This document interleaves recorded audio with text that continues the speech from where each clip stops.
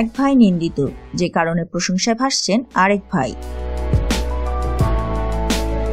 সবাইকে গল্পকথা ইউটিউব চ্যানেলে স্বাগতম। বলিউড ও ক্রিকেটের অজানা সব সত্য নিউজ আপডেট পেতে সাবস্ক্রাইব লেখার উপর ও বেল বাটনে প্রেস করুন। হার্দিক পান্ডিয়া ও লোকেশ রাহুলের উপর থেকে আপাতত শর্ত সাপেক্ষে নির্বাসন তুলে নিয়েছে ভারতীয় ক্রিকেট কন্ট্রোল বোর্ড।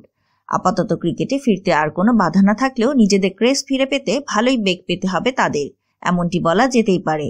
এমন ভালো খবরে দুদিন আগে হার্দিক পান্ডিয়ার ভাই ক্রুনাল পান্ডিয়া সহমর্মিতার অনন্য নজির সৃষ্টি করে প্রশংসায় ভাসছেন।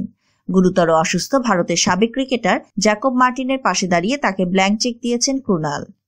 গত ডিসেম্বরে সড়ক দুর্ঘটনায় মারাত্মক আঘাত পেয়ে এখন বদোদরা হাসপাতালে মৃত্যুর সঙ্গে পাঞ্জা লড়ছেন জ্যাকব মার্টিন। চিকিৎসার ব্যয় বহন করতে নাজেহাল তার পরিবার। প্রথমে সাহায্য চাইবেন কিনা তা নিয়ে দ্বিধায় থাকলেও পরে বাধ্য হয়েই সাহায্য প্রার্থনা করতে হয় তার স্ত্রীকে।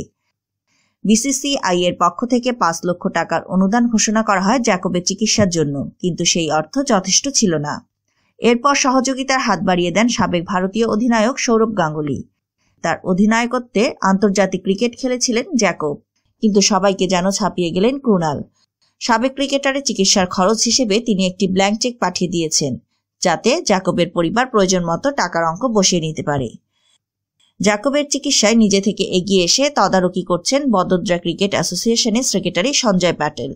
তার সঙ্গে হাসপাতালে জ্যাকবকে দেখতে গিয়েছিলেন ক্রুনাল।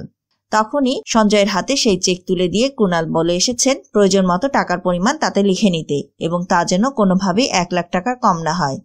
জ্যাকবের পাশে আরও দাঁড়িয়েছেন জাহির খান, ইরফান পাঠান, ইউসুফ পাঠান, মুনাফ পাটেল সহ ভারতীয় দলের হেড কোচ রবি শাস্ত্রী। তো বন্ধুরা, ক্রুনালের এই মহানুভবতার বিষয়ে আপনাদের মতামত জানতে চাইছি আমাদের কমেন্ট বক্সে। সবশেষে ভিডিওটিতে লাইক ও শেয়ার দিয়ে আমাদের সাথেই থাকুন। ধন্যবাদ।